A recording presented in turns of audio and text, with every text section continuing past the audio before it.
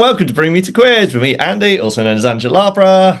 Hello, it's me, Ginger, also known as Tom, or the other way around, depending on what way you want to look at it. A crazy mixed up world. How are you? Yeah, I'm all right, thank you. Feeling a bit wary. I've had a very busy weekend. But yeah, been all right. It's nice. Wary from your weekend. Usually it's, tired, but there seems to be a story there. Before we go forward, I'll say I've had a lovely weekend because I have done nothing. On the Angela front, I did a quiz on Thursday. My gig on Friday was cancelled. I couldn't be bothered to do anything on Saturday. So instead, I have been recuperating because I did 5 gigs the week before and I've got 4 this week coming. And I was teaching Welcome to Life. So, I didn't do one Sunday and I'm still knackered. I had a rare Sunday off. But yeah, I did 2 Saturday, on a Thursday and a Friday, so I felt like I deserved it. Any gigs of note? The one behind me. Ooh, that's for the video viewers. You. There's me. How exciting. So those of you who are not listening in the car, you can watch us if you like, anywhere that you get your podcasts. And on YouTube.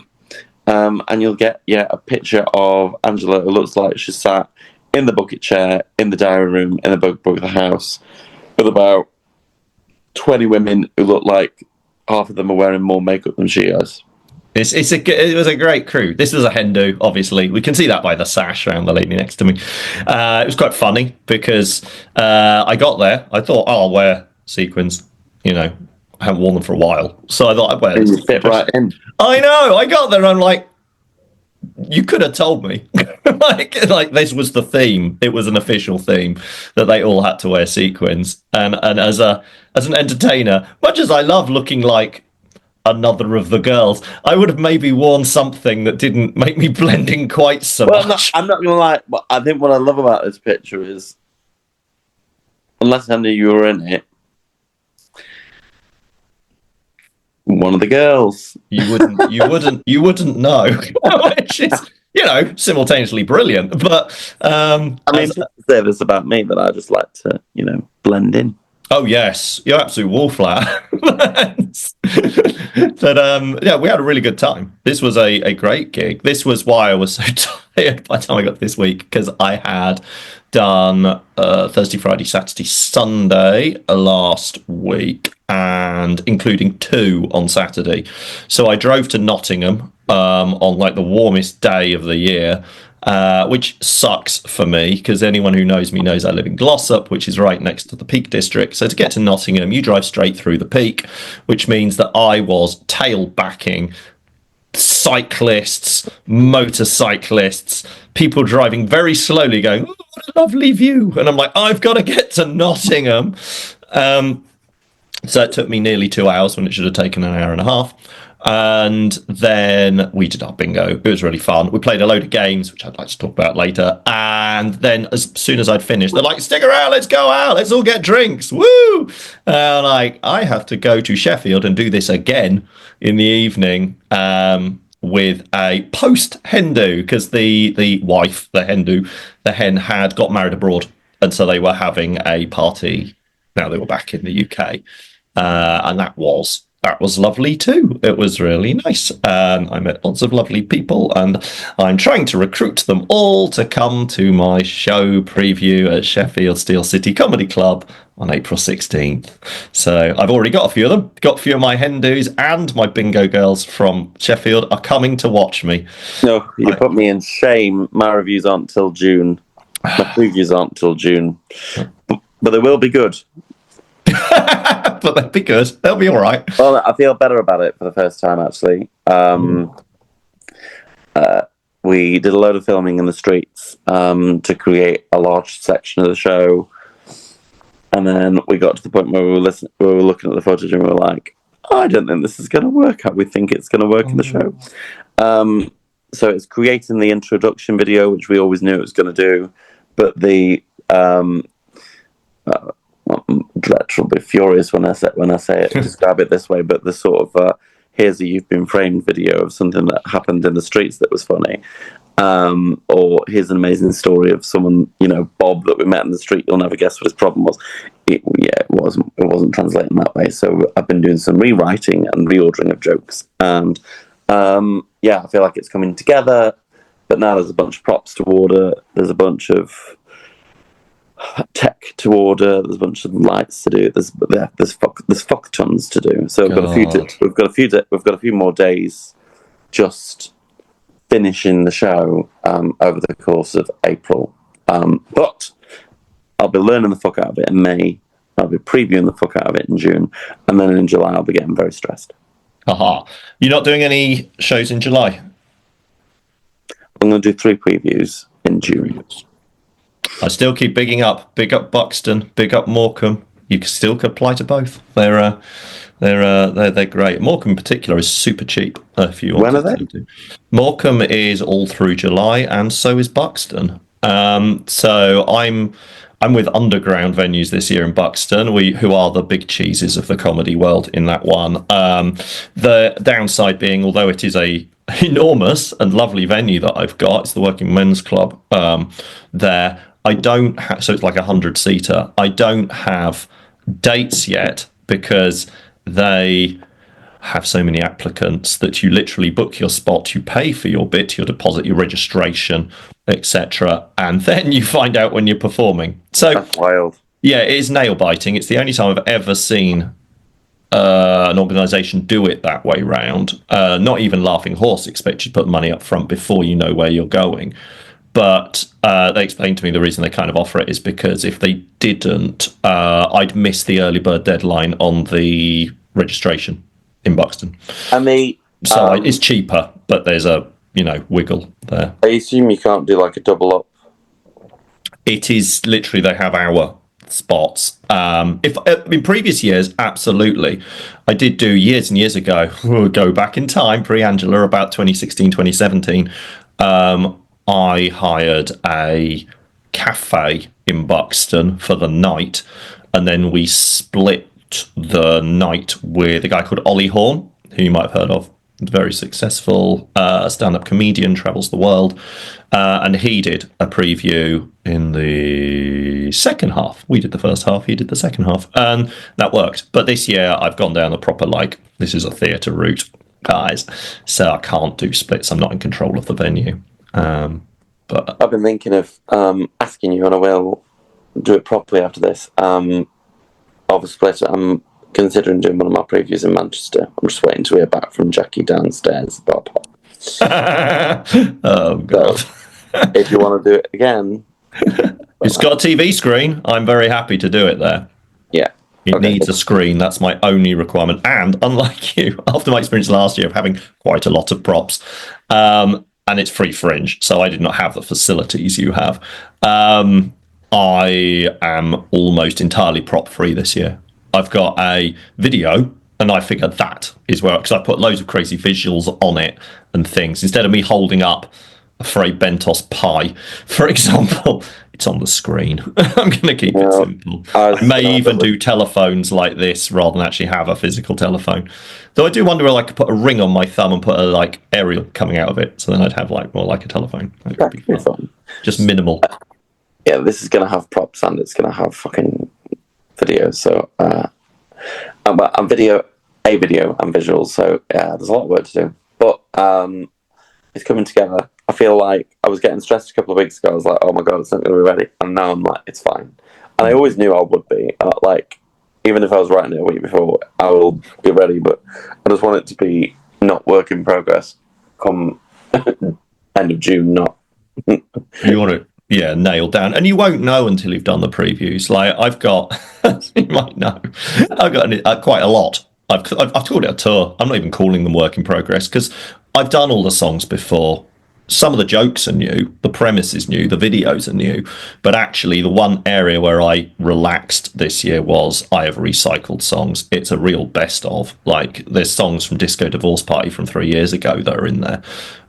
Based on what we did with Dragadoo last year, going this song still hits, and it's a shame it just got lost in the mists of time. So things like Wiggle Your Knees, I'm actually this song needs life. It was killed off before it could really do anything. And I've been using said songs at my hen do's and bingos, and actually it works. So Is Meal Deal in it? no, Meal Deal is not in it. Meal Deal does my head in. Love Meal Deal, but it's about 8 years old. It's really old, and I save it for the as necessary. As you know, in Edinburgh, you do a lot of guest spots. And so if I'm going to do a guest spot on a mixed bill for 10 minutes, then you can have Nuclear Cooking Cave, you can have Meal Deal, you can have quite a lot of the tracks that are better known by me, because I ain't using any of them in the main show. So if Mary still has to do the medley, and Mary still has to do Money, Money, Money, and Celine, for as long as she can, will do As My Heart Will Go On, you have to do Meal Deal. Meal Deal is about someone not having enough change, that's physical money, in their pocket to pay for their meal deal. Who still pays for food with money? The joke at the end is, I'll use contactless like it's a novelty. It has a retro feel and a beat that's addictive. Yes, it does. And no one I can really walk listens around to the the corner. lyrics. That's the thing. I can walk around the corner and my brain's going dun dun dun, and it's wonderful. Except it's your cross to bear, Angela. I know. I still did. I don't know if you saw a video. I posted a little clip of it of loads of people doing this in a pub. In for those who can't see, I was waving my hands. It's my little dance from Nuclear Cooking Cave. Wave. It's never wave anymore. It's like wave. I'm really working on my voice, but it never happens. I practice. Oh, I'm so delicate. I'm so feminine, and then I get on stage and I'm like, all right. Yeah. Those are my two favourite bits to it, and this is really niche for those of you who don't know the song, so look it up. But yeah, I think my favourite bit in probably one of the YouTube videos is the opening clap. Dun dun dun dun dun dun dun dun dun dun. That's one of my favourite bits. And how you go, wave, wave, wave. Yeah, that was. I'm not sure I've ever been able to do that live. It was such an effect. I think it was from so long ago, and I was like, I want this to sound like the 80s. I want this to sound like You Spin Me Round, like that. Oh, that makes sense. Yeah, is like that kind of throwback to that kind of vibe, and it worked. It worked. You know what I was thinking? We haven't talked about this, but last weekend, when I was in London and had a couple of hours to kill, I went to watch the Musical Comedy Awards. Oh, yes, I saw pictures. You saw Christian Dart. I did. He asked me to come as a supporter, and I was very happy to because I had time. And I watched 12. Yep. Well, 11 musical comedians and someone who got away with it. There's always one of them, yes. And if Christian, you're listening, he knows what I'm talking about. Playing chords on a guitar whilst you do stand-up is not musical comedy. But they placed, and the jokes were very funny, which was interesting. But yeah, I was sat there thinking, Angela should be here doing Meal Deal. It's funny you should say that, because Andy Quirk was there in 2016. I did actually enter the MCAs, and I did get into the first heat. But as I remember, the biggest problem was I did it. This wasn't the problem. I did it alongside Anna. We did it as a double act. But we were too short. I think we finished after 8 minutes, and I think that killed us because we didn't fill the 10. And I applied several years after that, also including as Angela, never been asked back. And I'm just like, there you go. MCAs, you get one shot. You like only Eminem. get one chance. Oh, yeah, our worlds are so different. I'm like, you only get one shot, one opportunity. You're singing musicals at me. I'm singing Eminem. Oh yeah, do not miss your chance to blow the subject. Of course, you will. The opportunity comes once in a lifetime. Yes. Come on, white girl rapper.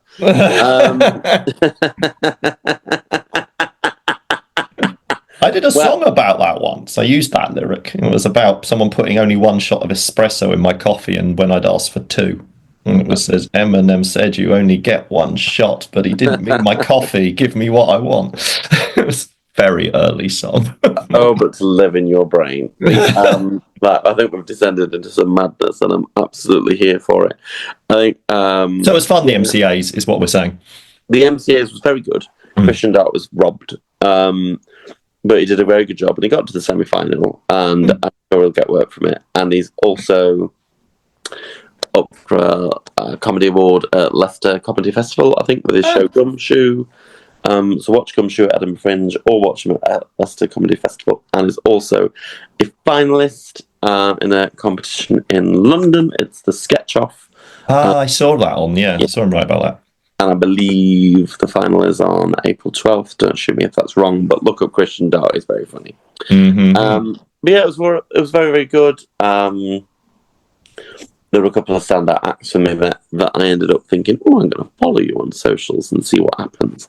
You know, you get a vibe when you think, oh, this person's going to go somewhere. And normally I'm right. Normally I'm right, but sometimes I'm horribly wrong. So that was really fun. And sorry you didn't get placed, but you never know. I actually, I think it's one of those things that's the funny thing about comedy. The money's terrible, but keep trying, because you never know, you might break through. Well, when you go back in time to that period, and I now realise it's really long time ago, we're nearly 10 years ago, I was very early in what I was doing, but it was that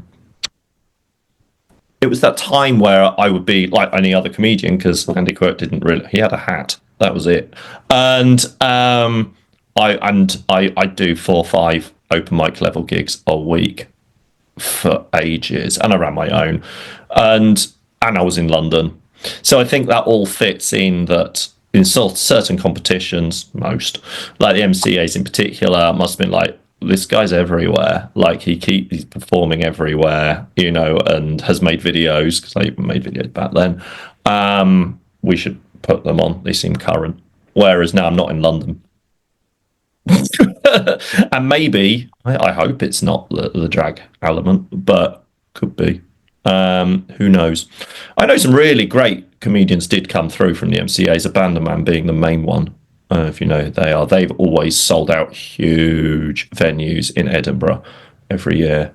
Very talented rapper who can create raps from audience suggestions. And famously, and this is a long time ago, it's going to be like his meal deal. I can't imagine he likes doing it anymore, but probably still has to. Has a rap called What's in Your Pocket? And literally everyone just pulls out whatever's in their pocket, and he just creates a song. Full backing music, full thing, on the fly, just looking at everybody's stuff.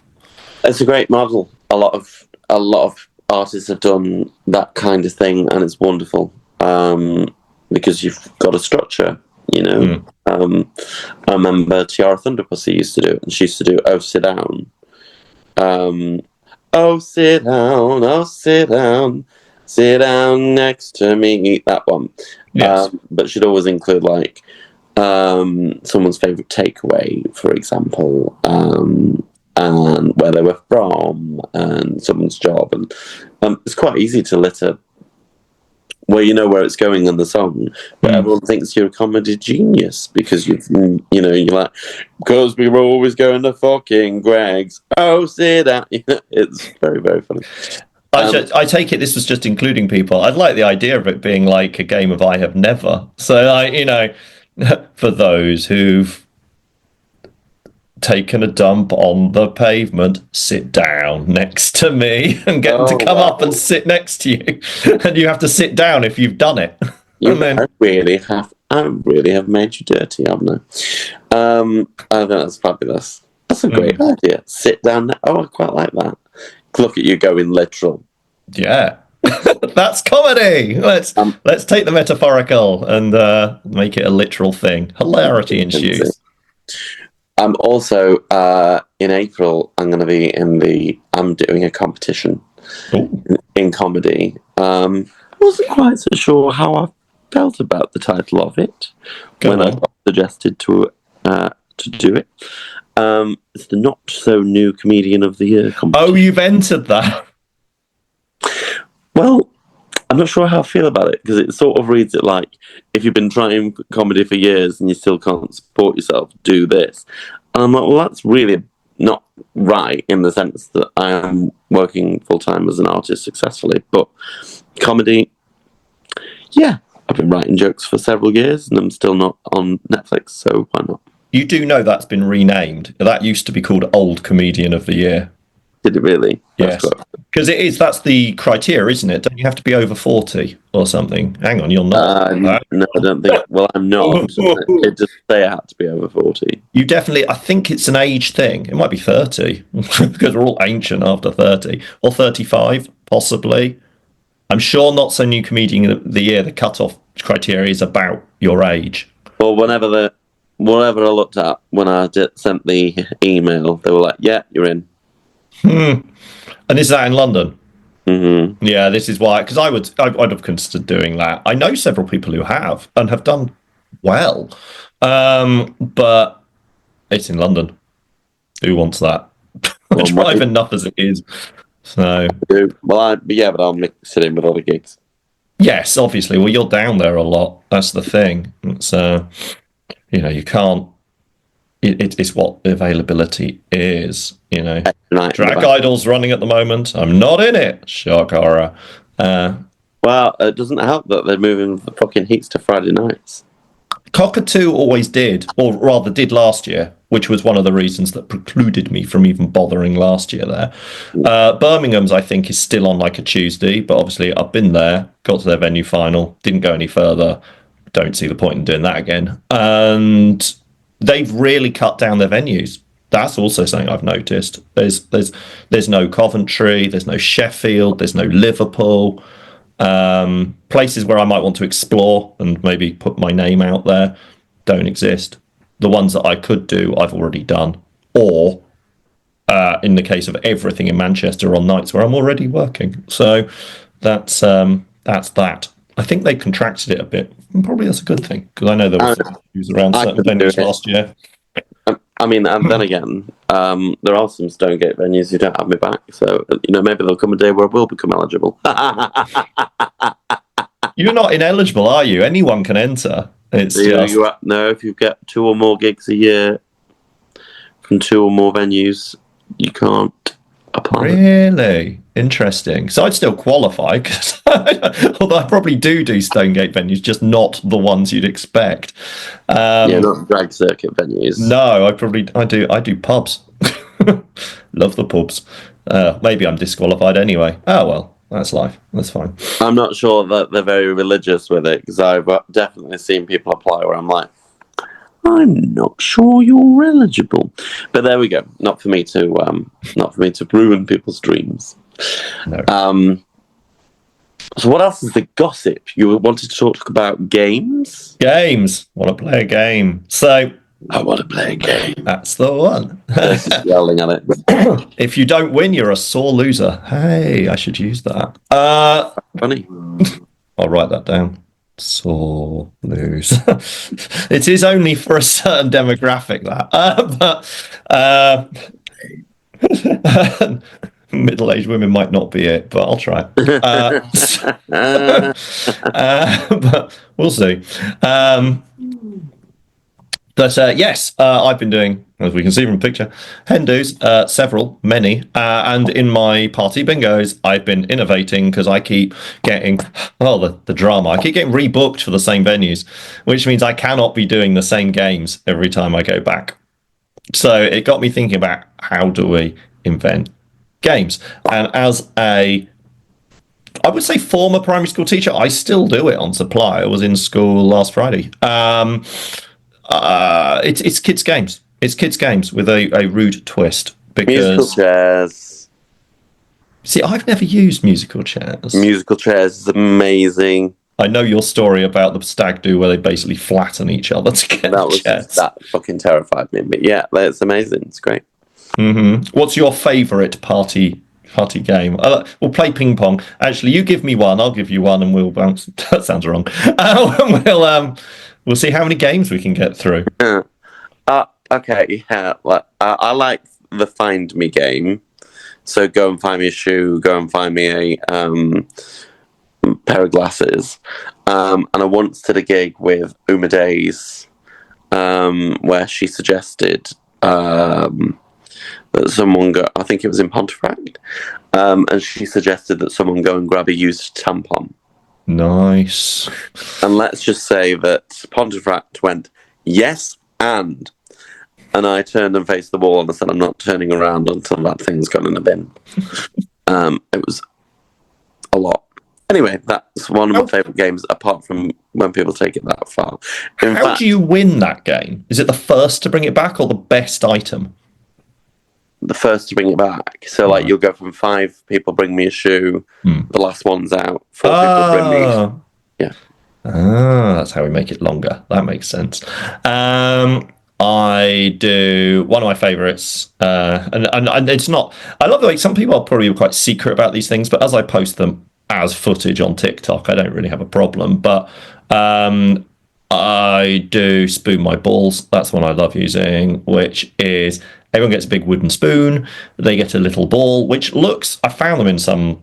I think it's B&M. They like look like spoon race. Yeah, but they look like the COVID virus. These balls, they're spiky and colourful. They're exactly like the animated ones. So they all have a different ball on their spoon, and it sounds very simple. It's like you have to run to wherever I dictate in the area, usually somewhere at the back. Touch it. If it's someone who's being annoying, it's usually pat them on the head, and then you have to run back, and whoever touches me first wins. So I set them off and they run off. And as they turn to get back to me, I leg it out the fire escape and they have to chase me outside the venue. I have my radio mic so everyone can hear what's going on.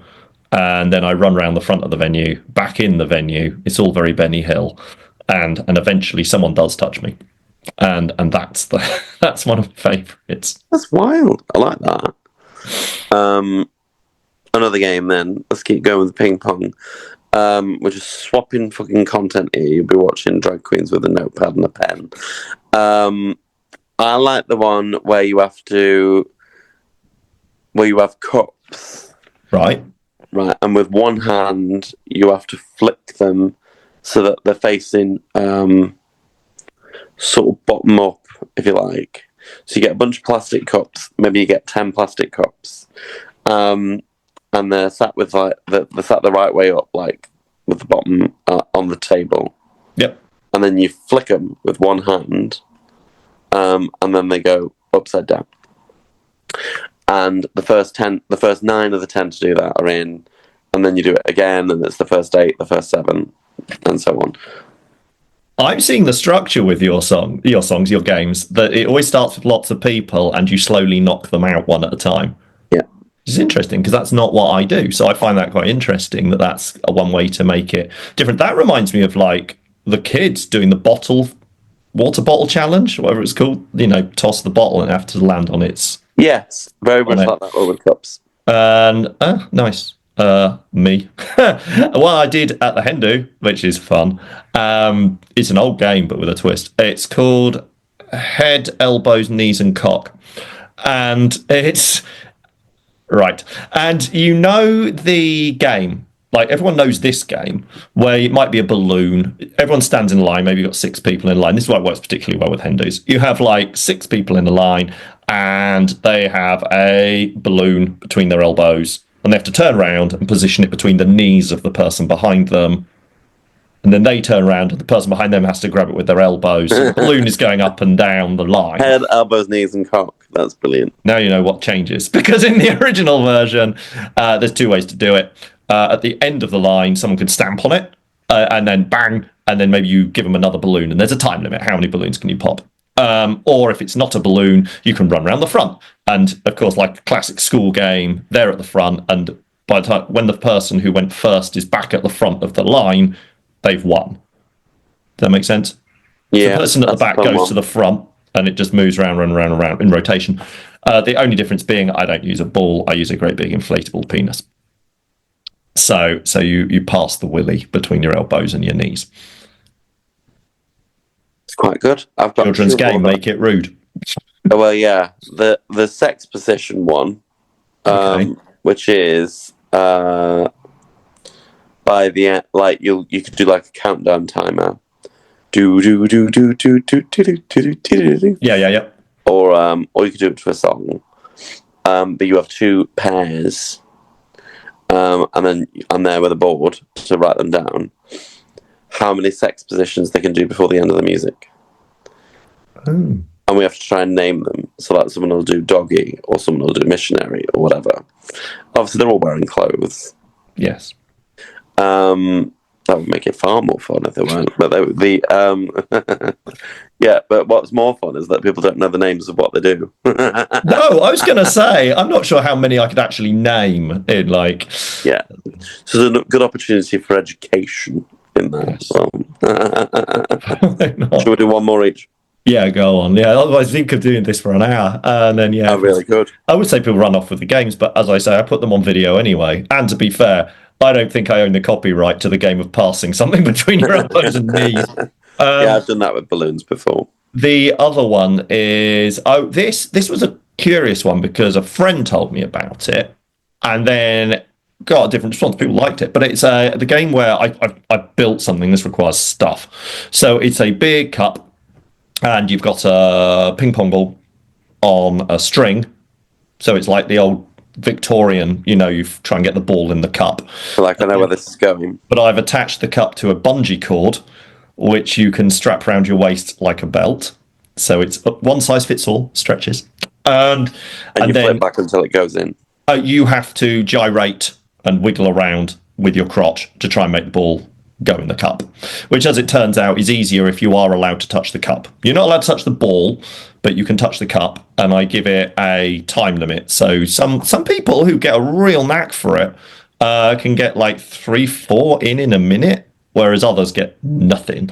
But invariably, someone wins. And when I did this, the first time it was in Nottingham, someone said, I've seen this on TikTok. And I was like, oh, did not know. That was a TikTok challenge, was it? Got it. When I used to do Sunday nights in Leicester, and it was a games night, and I always said I'll always do 2 new games, 2 favourites, and then one with the greatest hits that they could request. Right. That was how we did it. And yeah, that was really fun. One of the games that I always enjoyed because it involved everybody, and sometimes there would be tens of people on a Sunday. We would do like a line. Everyone stands in a line, and then you ask quiz questions. Right. And if it's like, I don't know, what fast food chain has the most locations in the world, Subway or McDonald's? And if it's Subway, you go into the left, and if it's McDonald's, you go into the right. Yep. And then you whittle them down. This is a class game. This is the kind of thing you can do with a class full of children, because it's beautiful because children can't opt out. Yeah. Ironically, it's binary choice. It's like one or the other. And so, yeah, they have to make a decision, and you see the ones who just go with the group and stuff like that. Cool. And then, of course, the ones who have chosen the wrong decision presumably sit down. Yeah. And then you bring back the rest, and you see And then the winner gets a shot or whatever. Oh, yes, prizes. Prizes are important. I bought, what was it? I was in Aldi, and they were getting rid of their very, very sweet, very, very, I guess, Christmassy kind of Bailey's ripoff. And they were chucking it away for like $2.99 a bottle or something. So I bought a lot of bottles. Some of the venues I do will supply the shots themselves. But for those and the Hindus, obviously that don't, in private residences, I bring it with me. And oh yeah, you're nicer than me. I always make them bring the prizes. And sometimes the prizes are shit, but they're not as important as the game. No, absolutely not. That's important. The same with my bingo. You can't really win anything very good in my bingo. Well, there's a bingo night I run that's very successful. And there's a bingo down the road that has way better prizes than we have. They give out hundreds and hundreds of pounds, and ours sells out much better, giving away 3/5 of fuck all because it's very, very good. Yeah, because it also stops arguments. It can get really ugly if there's lots of money at stake because people get really pedantic about falling and stuff like that. Absolutely. You haven't. Yeah, you're reading the numbers too fast, or whatever. Yeah, it's too much. I went on to Shein. There's one. It's not ethical, guys, but Shein. Shein. I went to Shein and bought, because I didn't realise you could, and I thought maybe you can, and you can. I wanted inflatables, and I got inflatable saxophones, microphones, guitars, balls, and they all work out per piece at between 60p and £1. And so, unlike, if you buy them here, you're going to be paying a lot more than that. So I spent about 40 quid on inflatables, and I think I now have enough to last me the majority of the year, because I'm not just giving away inflatables. I give away bags of popcorn, I give away whatever I found in the charity shop that week. I quite enjoy that one. Someone won a Bridesmaids the film jigsaw puzzle last week. Oh, that's amazing. No guarantees all the pieces are in there. I want to go to an Angela party. I actually think I'd enjoy it. It's one of those things that I offer, though, with like the prizes, because sometimes I did the bingo in Sheffield, which was a fundraiser. They supplied the prizes, and it was, I think I might have said this before, mad gimp masks, vibrators. It was nipple clamps. It was quite out there for a group of middle-aged women. So you can do that, but if you want me to supply... What is it you say about old women, though? They're not scared of anything. They've seen wars. Yeah, that's true. Can't rattle an older lady. That you can do that. But if you want me to supply the prizes, it'll cost you. But it's part of my package. I always got to think of things like that, because I do it as my own business. You want the dabbers included? That'll cost. Or I will pay charge for the dabbers, and that'll make it cheaper for you. I offer a range of packages, but no one can have any of them because I'm booked every Friday and Saturday until September. And even then, there's like one day in September. Well, I've just done Dream Boys till the end of 2026, which makes me feel like I'm really successful. And then I still look at this year and I've got like 6 gaps. So, it's a funny one. Depends how you look at it, really, doesn't it? I love having all the bookings, but then it makes me sad when I see like a comedy night that I'd have liked to have done, or a Pride event which I'd like to apply for, or a competition indeed. And I'm like, nope, I've already filled my diary. The Entertainers Worldwide stuff will now be moving to literally, I will do brunch, I will do afternoon. I can't really. I want to take stuff in like peak, like Christmas. I'll do in the evenings, but on the whole, people have to book me in the daytime for the time being, because that's all I have. So there we go. You look like you're researching something. What are you looking at? Well, I'm really curious. You are indeed. Well, I'm not going to lie. I was getting a bit distracted by the idea of you can get for inflatables for 60p. Yes. Yeah, sorry, I had a ADHD moment there, but I think I remember looking at them and they were like 12 quid or something on Amazon. So yes, and I can vouch that I didn't buy a saxophone and it was like the height of a of a coffee cup. They genuinely are the size you would expect them to be. Mrs. Moore.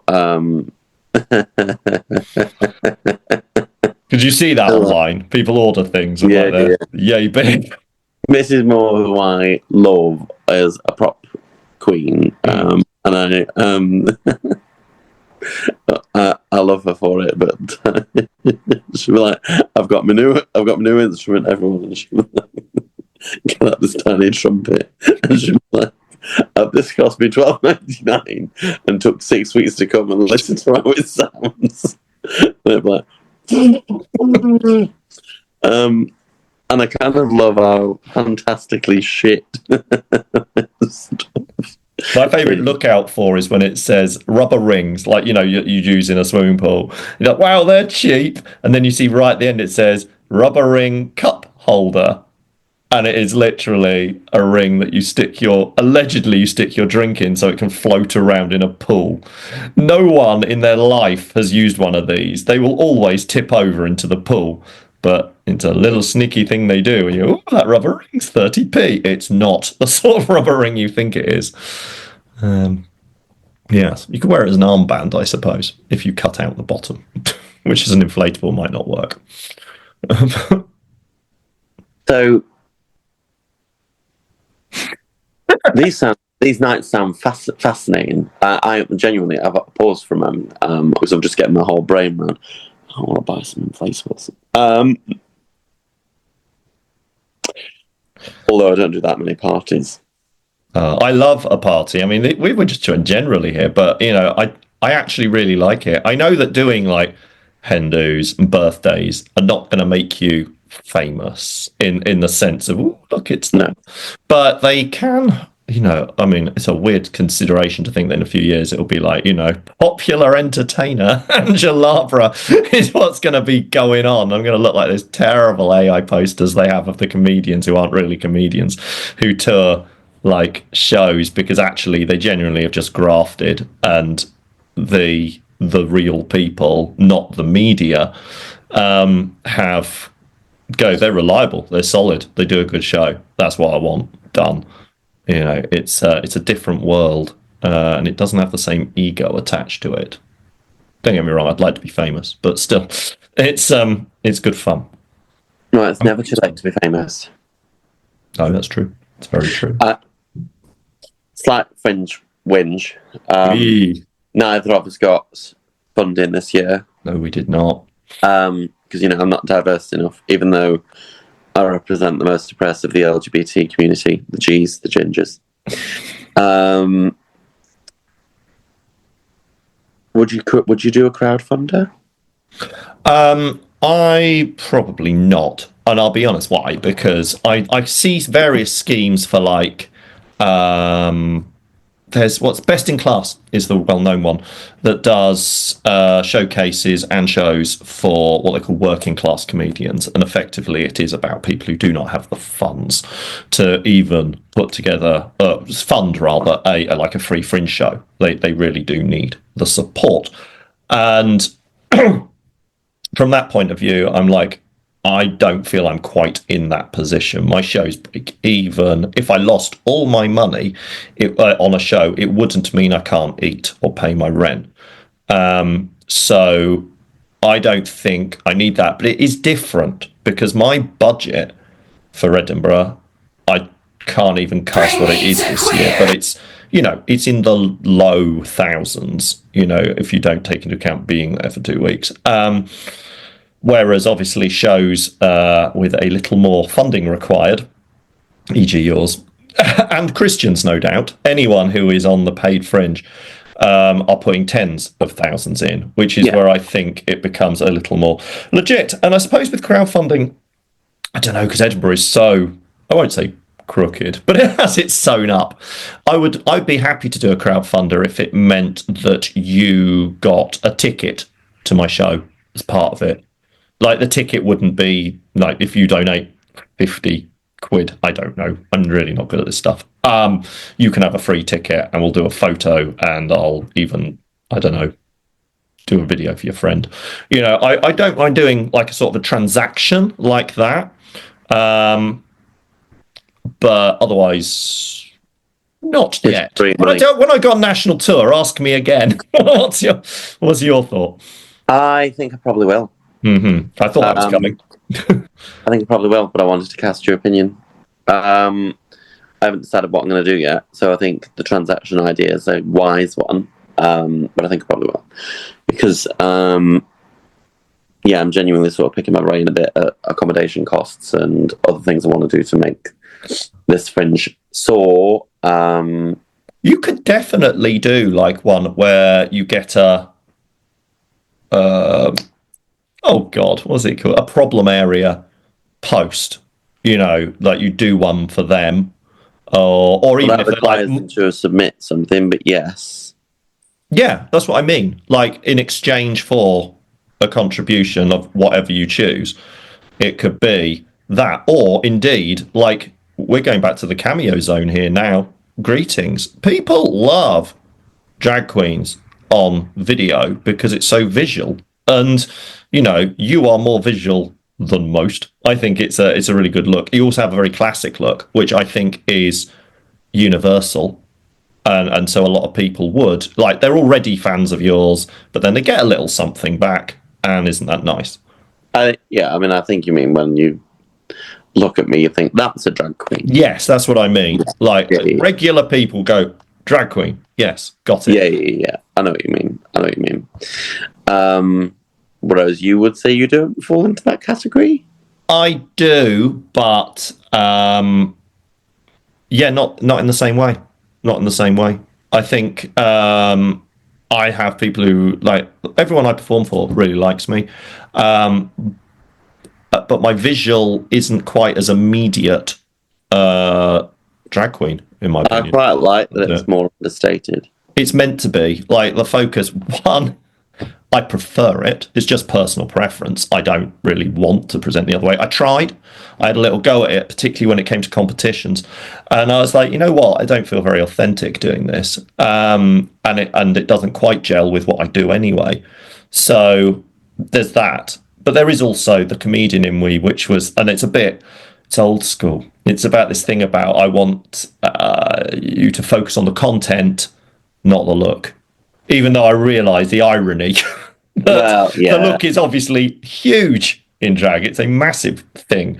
But back in the day, Angela was conceived as a character act, and therefore bigger than life, but still relatable. Larger than life, but relatable. But that doesn't stop me going, yep, I'll sing whatever at your hen do. I don't mind. There's, what I'm trying to say is you're more marketable than me to the mainstream of shooting videos that people would. Well, try telling that to some of my fucking social numbers. But I'm on a mission. I'm going to keep fucking going. I'm a determined bugger. Yes.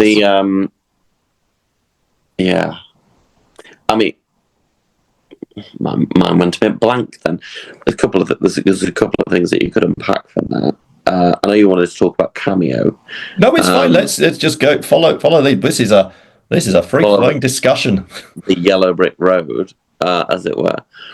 Well, I don't know. I think Ginger is sort of more drag queen accessible. I think I am forever going to wrestle with where Tom ends, where Ginger starts, using drag to deliver comedy versus being taken as a comedian. So all of this stuff percolates my brain. And there's sort of two modes. My director talks about this. Is like, I prefer Don't Give a Fuck Ginger versus Ginger who's thinking really seriously about being taken seriously with a joke. Because sometimes that kills it. And sometimes I can control which brain goes on, and sometimes I can't control which brain goes on. But yeah, that's what I suppose it's one of the things that spikes me, because I do have gigs where I did a gig at the City of Quebec last week, and the City of Quebec is a really funny one because it's a new venue and it's fabulous. It's one of the I think it's the oldest gay pub in London. I think I saw a photo attaining to that. You had a picture of a sign that said that, I think. It's fabulous. It's full of tourists, and there are some gays too, which is great crowd work, because you're like, okay, where are you from? Yeah. Saudi Arabia. Where are you from?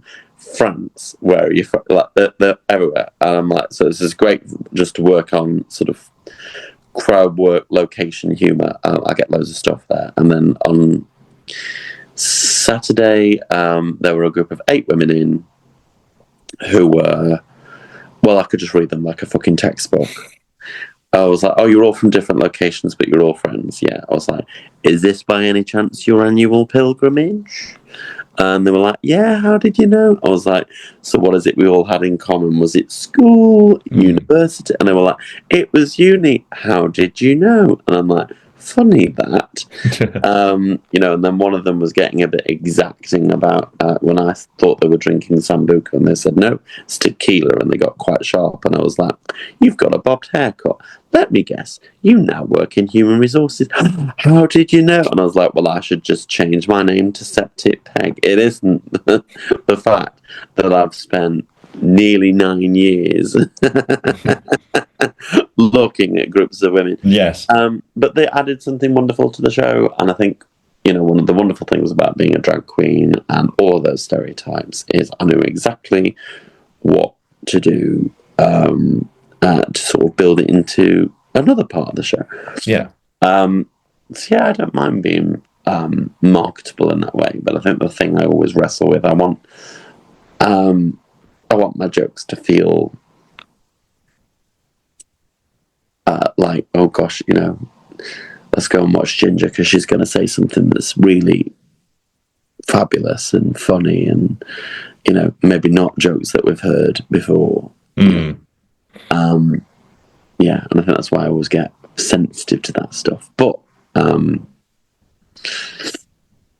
think it's a really good way to get things across. This is a recurring theme with us, but, drag is political. And reaching out to people who don't see drag very often or anything alternative very often is always a good thing.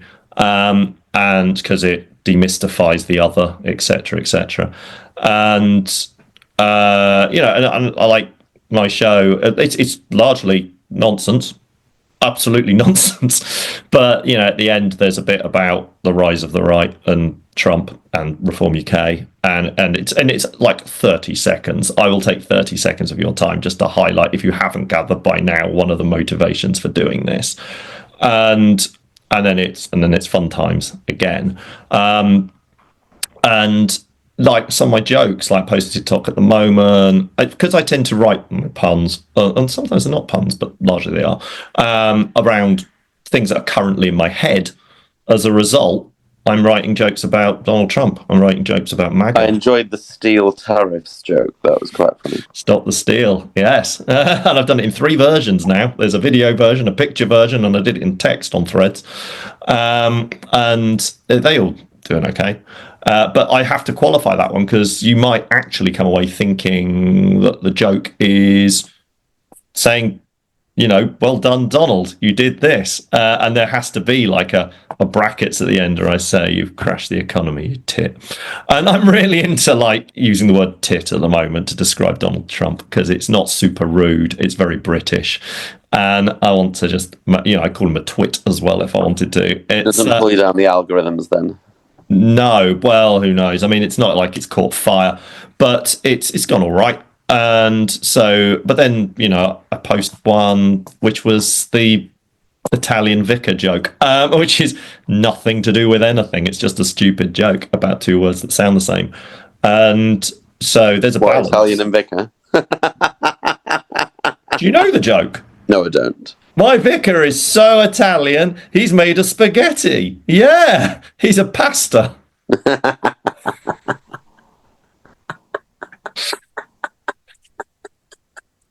That's awful. I know. It's very popular, though.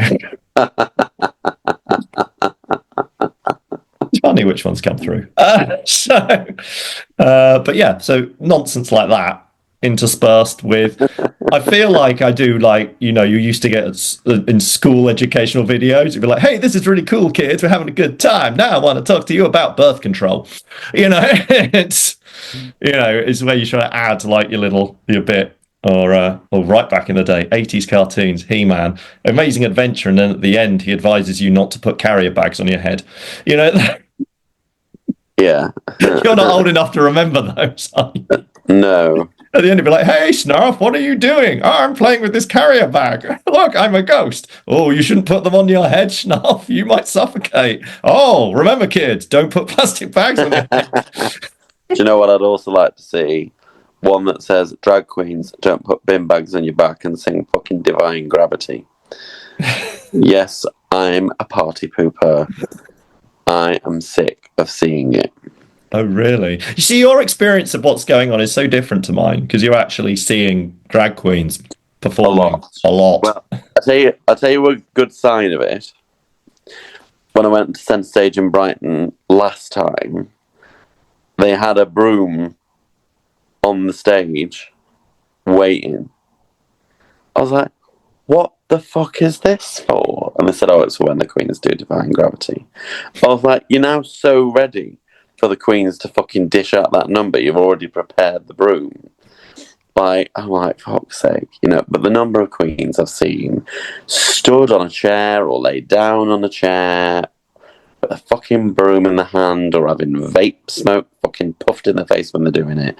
I'm like, it's so done. And now I was like, you've now got a Defying Gravity broom that's not even being used as the bar broom in the stage area. That's wild to me.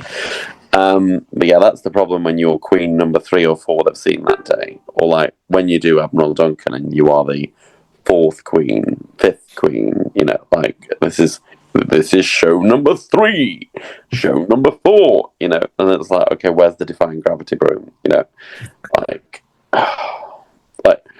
it's fabulous to do this job, but yeah, you do end up seeing some stuff over and over and over again. I do want to talk about there's a bit of a change of mood, but we'll get there. I just want to mark the note. The news went out yesterday about the Vivian cause of passing. I don't know what it was about this conversation that took my brain there, but let's not worry about that for a moment. So yeah, a lot of people sharing the cause of death. I think it's very sad that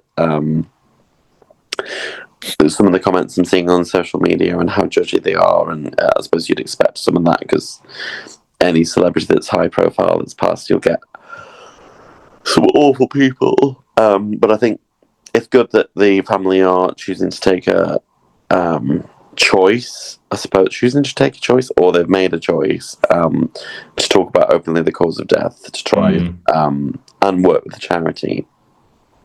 Just trying people to talk about substance abuse in general, and I suppose there's a substance abuse for performers elements to this. You know, and I shared last night just a signpost to various drug charities through Mind and help and support organisations, and the number to Samaritans who helped me out a couple of times in my life, 116123 if you want the numbers. But I think it's really good, don't you, to be talking about this with this job, because ketamine in particular is supposed to really calm you down. Yes. After a gig, and the nature of our community, things like that become really accessible. Yes, and I think, thing is, it's not really my zone. But I know that when I was, I feel so old. When I was DJing and things in my 20s, obviously it was rife. Find out the venue, yeah. Yeah, like, and people do, like, they like to party, they stay up all night, they have ways to achieve that. I have various friends from the past who have had extremely bad experiences with drugs, you know, hospitalized, etc. And I thought it was good that this was highlighted because it's not a drug you associate with danger. It's everywhere. Like, everyone talks about it. It's been around for ages, and it probably is worth highlighting that actually it's dangerous, as are all drugs, particularly if you use them in whatever you want to call excess. Yeah, I was going to say excess. Can you take an excessive amount of heroin? I'd suggest any heroin is excessive. But depending on your view on like ketamine or ecstasy or all the other drugs I know from the 90s, there are limits to how much you should take, alcohol included, incidentally. So I think it's good they did it. I don't know motive, except that yes, it highlights an issue. It also closes down any conspiracy about other reasons they may have died, which I think is good, because it's better that than having a gossip mill. So yeah, I think it's good they took control of that and are trying to make something positive out of it. Like you see this a lot with deaths from all kinds of causes, like the parents, family, friends start to work with a charity or set one up in a memory. So it's pretty conventional in that sense, and I don't think it's a bad idea. I think it's good. I think it's good to talk about it. I think these jobs are lonely at night. I think these things become really accessible, and I think it becomes normalised, despite being illegal, for people to just access this stuff. And I think ketamine is stereotypically known as a safe drug, I think. So, when people actually pass from it, I think it's a good reminder for a lot of people. And, just how this stuff can ruin lives. And has ruined the life of a very successful drag artist. And the Vivian did talk quite openly, even back during Drag Race, about their struggles with drugs. And on the All Winners season. So it's wasn't a secret that there were issues there. They were, it's a lifelong struggle. You can say, oh yeah, I had a period of it. Actually, there's an awful lot of relapse in that area. And so, yeah, it's worth highlighting, I reckon. I also think it's worth, if you're worried about someone intervening and reaching out and pointing, I think I sometimes try and keep myself at arm's length from the various people who follow me on social media, but sometimes, even if I'll see a worrying story or a worrying post, and I'll message them, and I'll be like, have you thought about signposting people to the right people? It's not the worst thing to do, actually. I think in light of those things, and I know this is a sort of sad subject matter, but it's relevant. It's relevant to the community, and I think, I don't want to lose more friends. And Vivian wasn't one of mine. We didn't know each other, but I think I don't want to lose more people to this job. I think it's inherently one where we can do things to excess. Yeah, definitely. Well, it's just that thing, isn't it? It's the nighttime economy at the end of the day. You're out when most people who are out are partying in whatever way they wish. They are letting loose, and on a very low end scale. So I say, like with the Hindu, with anywhere, it's like, oh, do you want a drink? Do you want another drink? You can see how very easily, if it wasn't for that I'm driving, and I tend not to drink as much as I used to, you could easily get health issues from drinking. And the tiredness that comes with it if you're doing job after job, night after night, and then, multiply that by a factor of 10 if you're taking some kind of stimulant that actually deliberately keeps you awake, then, yeah, it's very easy to see how, artists and anyone involved, people who work on the bar, sound techs, whatever, need to know when the partying is for others and not for them. And actually, you can have a really good time sober. I sound so old. Do you say driving is your... Oh, God, yeah. Your way of staying sensible? Yes, although I've never been known for going wild. It will surprise you to know. But the driving certainly does do that for me. But also just wanting to... It's two things, isn't it? I'd say to put on a good show.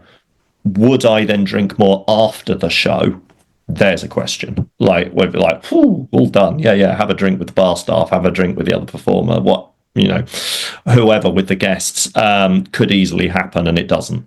Because, yeah, I'm driving and I don't get caught up in these things like I perhaps used to. Makes me sound like I was some kind of rock and roller in my 20s. I wasn't. But yeah, there's a bit of... There are methods, to make sure that you can... Not make sure, but increase your chance of staying on the straight and narrow as such. Staying in control is what I would say. Staying in control of everything. I like driving for those reasons. I also, following one really scary show I had once, drank less on stage. So if on the occasions where I have had a lift or I've decided, I'll get a train or Like if I'm in London for several days, and I feel like more than 2 days in the camper van feels like a lot. Sometimes I've had a hotel and I've just thought, okay, I'll make a weekend of it.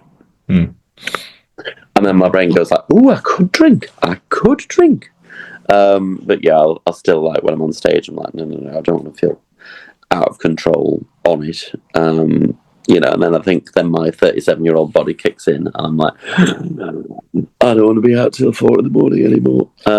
If you're going to make quips about people as well, you know, you got to be smart. It's a skill. Like, people see it and think, oh yeah, they're just chatting. No, it's a skill, and we pick up on nuance, and we make jokes about little things we notice, and then our brains can connect to other things that make it surreal and funny.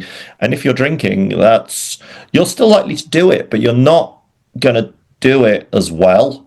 And I think there's a higher risk you start offending people because something will fall out your mouth which you would censor if you weren't drinking. I mean, I can manage to offend people sober, so I definitely don't want to do it. But Drunk. Yeah, I've offended people twice recently. I had one person who complained about me in Southampton because she was making too much noise, and I suggested that maybe she needed to catch up on her ADHD medication. Mum went to the bar and complained. I was like, what were you expecting to happen? Everyone was sat in silence, and she was being a twat. Anyway, but yeah, that is quite funny when you upset people. But I think the booze thing, it's good to be in control. I know one queen, who I won't name, who pretends to be drunk on stage so she doesn't have to do comedy. Oh, God. And I know another queen, who those in the other circuit will probably be able to identify who it is, but I won't do it.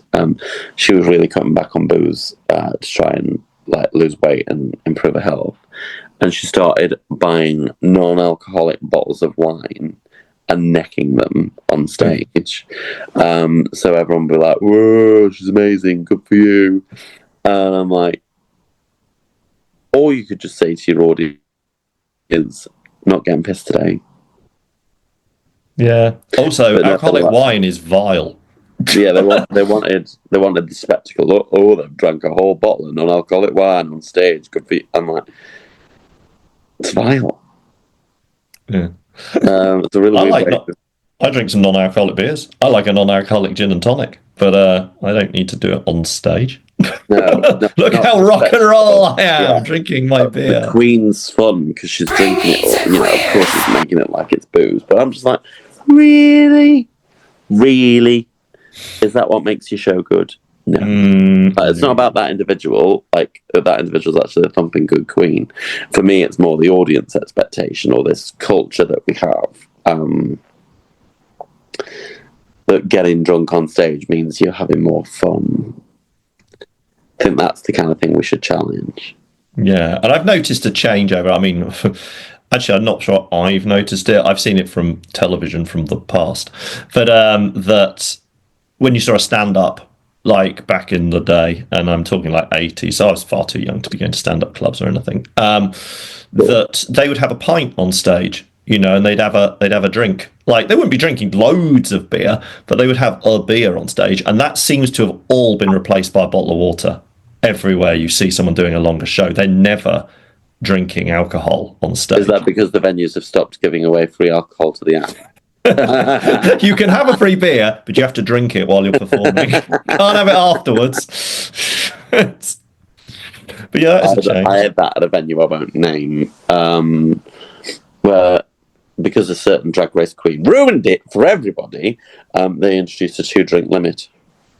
So I asked for a cheeky Vimto, that's what I was on. I had my first one, it was very nice, and then I had a vodka and something, and then I asked for another cheeky Vimto, was unaware that there was a drinks limit, and the bar staff member came over with a card machine, and they were like, that'll be £12.80, please, and I was like, oh, excuse me? Wow. What? Is that how much the drinks were that I've been drinking? So yeah, that was harrowing. Goodness. Yeah, it's the kind of thing you only do once. I mean, I was like, okay, wow. Speaking of expensive things, we'll segue. We're talking forever. This is going to be great. That we had, we were talking about. We mentioned Cameo earlier, Yes. and how well, and we've mentioned it before. Actually, we've both talked about how we do cameos. And Yeah, you do them properly, and I'm just on there. I have cracked myself 10 cameos in 6 weeks. I think is what I've Congrats. done, which is great because I did a very very budget offer on February to try and get things moving. So I did $5 for February, and now it's double that. And it's been going well. I've done a lot of parodies. Like I'm like, oh, I don't write any songs anymore. I write loads of songs, but they're all for an audience of one or two. And actually, I'm recycling them onto TikTok, sometimes successfully, sometimes less so. And I think this is very viable as something I could be doing in the future more often because it's clearly something I can do and people like. But I thought, right, well, let's start charging $10, right? And that will come like about £8, which when you consider that it'll take me about half an hour to construct the song. It's always parody, so I don't have to write the music. I did do one which was original, but it was using backing music to one of my songs. So again, it didn't take any time. That's not part of the lesbian's birthday. That's the one. Yes. It wasn't that one, though. Did I use one? I can't remember which one it was. But I think it was the DJ Jeff I used that background. And no, it wasn't. It was Wiggly and Knees. But the point being that I was like, yeah, I can do about half an hour. I can shoot the video just before I go out to do a gig. It all fits very nicely together. And who doesn't want to make like extra £8 each time you do that? That's about right, I think. I mean, the American economy is about to tank, probably worth £20 soon. But they won't export the money to me. That'll be a tariff. So the issue was, I then got the pay, and I was like, what's happened here? And the pay was all over the place too. I was like, I'm not getting the same for each one, even though I've set the rate. And I did a little chat GPT. What is going on? I've noticed. The rate changes. I'm like, why is the rate changing? And it's because if you order through cameos.com, the website, Cameo take 25%, which I personally think is legit. I'm not complaining about that. They're a platform. I wouldn't be getting the business otherwise, etc. Fine. But then if someone orders through the app, specifically the Apple app, they take, like, I believe they take from everything on the store, 30%. So you pop those two together, 55% of my fee is going somewhere else. I love that that's done in addition. That's wild to me. But that's wild. So, like, if you've done a $12 one, you get like less than $6. Yeah. So on a $10 thing, I am getting like $5 less than that actually. Which is when I'm thinking, right, well, we keep going because we're building up, and it's working. But you could increase the price to go to like $20, which I think is quite expensive, really. But when I'm only getting half of that, slightly less. Especially when you don't know the bugger, no offense. But well, that's why I'm saying you have to like generate loads and loads of them, because you can see them. If you go on my profile on Cameo, you can see all the previous videos, unless they've said private, and most don't. So you can go, oh wow, they write songs. That's better. Maybe I'll pay for it, but you have to do your research for that. But really, what I want to say on my profile is don't even think of ordering this through the App Store. Go direct to cameo.com, which I can't do. Yeah, good luck with that. Because there's a real word limit on your profile. It's barely enough to describe what I do as it is, so I can't put that on. And so it is rubbish. And it reminded me, I said to you in private, about how this did come up with a game, and I'm sure, listeners, correct me if I'm wrong, I'm sure it was World of Warcraft who wanted to start selling additions to their games through a website instead of the Apple App Store, or in addition to the Apple App Store. Apple lost their mind. There was a huge battle. Apple took all the Warcraft stuff off of the App Store. And then reinstated it after hefty negotiations, which meant that Warcraft could still use a website. But I'm not World of Warcraft. I'm not a multi-million-pound software company. I love how fucking diverse our conversations go that we end up on World of Warcraft. Yeah. Yeah, come on, geeks. follow us along. Yeah, brilliant. You should have watched Dungeons and Drag Queens last year at Edinburgh, but Very good show. it was good. But yeah, does my head in. So got that off my chest. That's it. I'll just make Apple hate me now. It's fine. Well, yeah, I mean that's it. The algos will kill us now. I think. But yeah, cuts are a lot. But I admire the work that you're doing on Cameo. I think they're great. I love that you post them afterwards and keep going, because I just go on and say happy birthday. I know some of them work, because the last one I did, they said, can you please not share this on your wider social media? And I was like, yeah, it's fine. But that means they've seen it on the wider social media to come to me, which is great. But then they can see the problem for me if that continues. Be like, oh yeah, absolutely. I would up my price for privacy. Yeah, there should be. You can't do tiered pricing. I really should. It's called one's called Apple are scum, and one is called Wonderful. What have you got coming up, Andy? Lots. So I'll just start by saying I absolutely love Apple. I think they're brilliant. Problem is, I do. This is a Mac. I run everything off iPads. I am very much in their ecosystem, but it is interesting to see it from the perspective of someone who's actually working through them. Yes, and they do a better royalty rate than Spotify. I've alienated Spotify now. Anyway, so just can't help but dig. Let's just keep going. So yeah, I got a fair old bit going on, though what shall I actually talk about, which is relevant? I could talk about all the various bingos and things I'm doing, but you can look on at homewithangelabra.blogspot.com for all that, because I have a big old gig list. But instead, I will talk about my festivals that I'm doing and previews, because there's a lot of them coming up. So on April 2nd, I believe, let's get my diary. April 2nd is when I'm back in Liverpool with Laugh Out Liverpool, which was at the time hanging in the balance as of last time, but Funny Boys won it. Funny Boys get it. It's brilliant.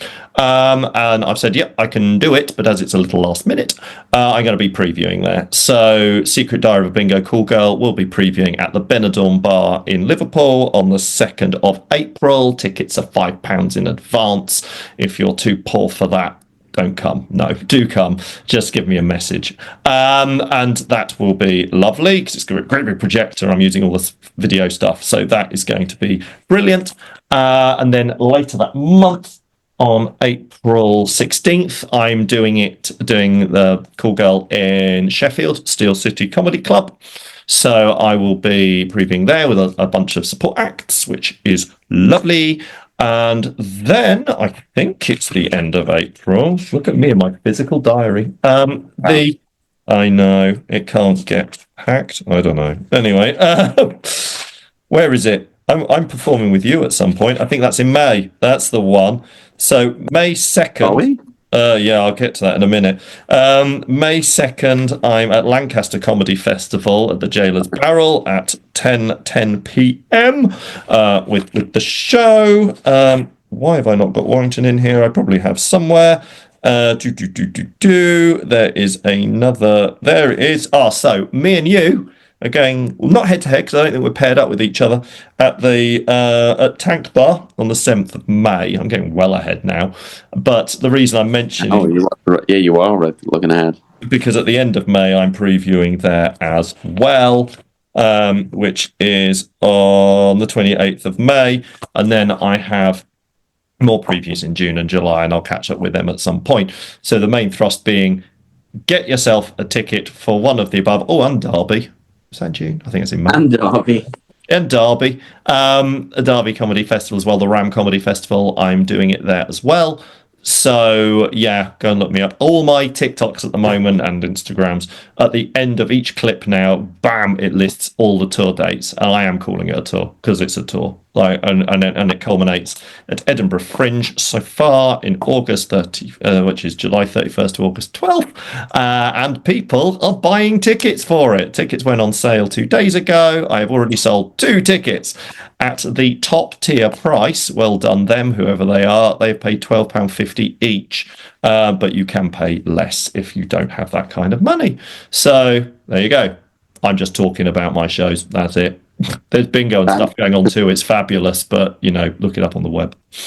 When I see my first 2 tickets sold, I'm always like, thanks, mum and dad. Anyway, but no, where am I going? So,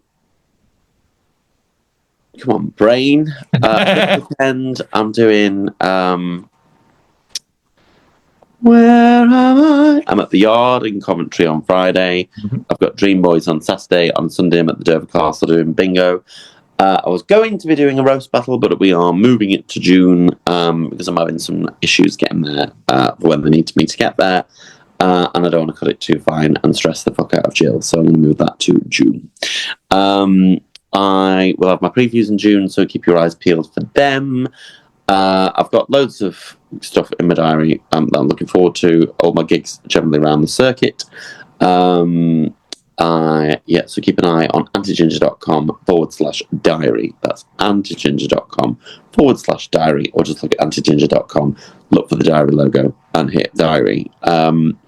That's spelled AUNTY, ginger.com, and look up where I am if you want to stalk me. That would be amazing. But yeah, I'm up and down like a bride's nighty, doing various shows all over the place, and then just preparing my Fringe show. Also, if people would like to support me, keep an eye out on the thing that will be coming soon, where I'll be doing crowdfunder, and feel free to go to my various streaming platforms and download the Anti-Ginger's Problem Area Sting, which also the Anti-Ginger's Problem Area TV theme tune. I don't know if you've listened to it, but my mate Owen Reed, I have, yes. It's done a fabulous job, I think. I really quite like it. Also, if this works, that's going to be an earworm that lives inside my brain for the rest of my life. It will do. When I had the sound on for musicians, it just blanked it out. Oh, did I blank it out? Oh, that's a shame. I'm afraid so. It's filtered it. We will do that next time. We'll get it on. Let's have that. Let's have that in its... Yeah, put my sting in, as it were. I want to... I want it to feel like a real TV show, and musician I am, composer I am not. So, I was really, really chuffed to get that in there. So feel free to download that, because, hey, anything to get me popular on the social medias would be amazing. Absolutely. I'm going to chuck in a couple of dates now that are more recent. Sorry, I'm going to say 27th. I'll do just the end of March. 27th of March, I'm, as usual, at the Traveller's Restaurant in my Quizingo. It's going really, really well, really, really busy. See all the pictures of me posing with all my winners. It's lovely. And then on the Saturday, absolutely dabulous, debuts in Eastwood, which is near Nottingham. And that's at a place called the 3 Tons, not the one in Sheffield. And that's going to be lovely. And then on the Sunday, because I think it's Mother's Day, 30th of March, I think I've got that right, I am with Bop and Bingo at Cujar in Sowerby Bridge, which I believe is near Halifax. So there's a few things going on there. I want to do another one of your comedy nights in Steel City or somewhere soon. We shall see how it's going. Steel City has it's been up and down because of the numbers. It's hard work. Or somewhere else. Well, we'll see, is my answer. Because I'm just concerned that maybe it will run, maybe it won't. Maybe we'll do some special one-offs. That would be quite doable. Liverpool, as I say, is running now. So that's great. I'm back with Laugh Out Liverpool too. You could come to that. That'd be fun. And why not? It's the only bar that's based on ITV2's Benidorm series. I mean, it's unique. It's amazing. You can sit on a rocking horse and everything if you perform. It's that's quite fun. It is fun. There's a big deck chair too. You take your pick. So I think we've done really well. We've talked for 7 hours. We have. This is epic. 29. But it's been very good. And thank you very much, Andy. Thank you, listeners. We hope you're still with us. Follow this, like it, share it, rate the podcast 5 stars or nothing, just 5 stars, please. Tell a friend, share stuff, watch it on YouTube, watch it again on Spotify. Just leave it on repeat and turn the sound down. We don't it care. It'll be fine. It'll be lovely. Wonderful. Yes, please do. And all our links, etc., are in the show notes as usual. Thank you, Tom. Thank you, Andy. I will see you and our wonderful listeners. See, hear, listen. I don't know. Soon. Thank you. Marvelous. Bye. Bye. Bring me to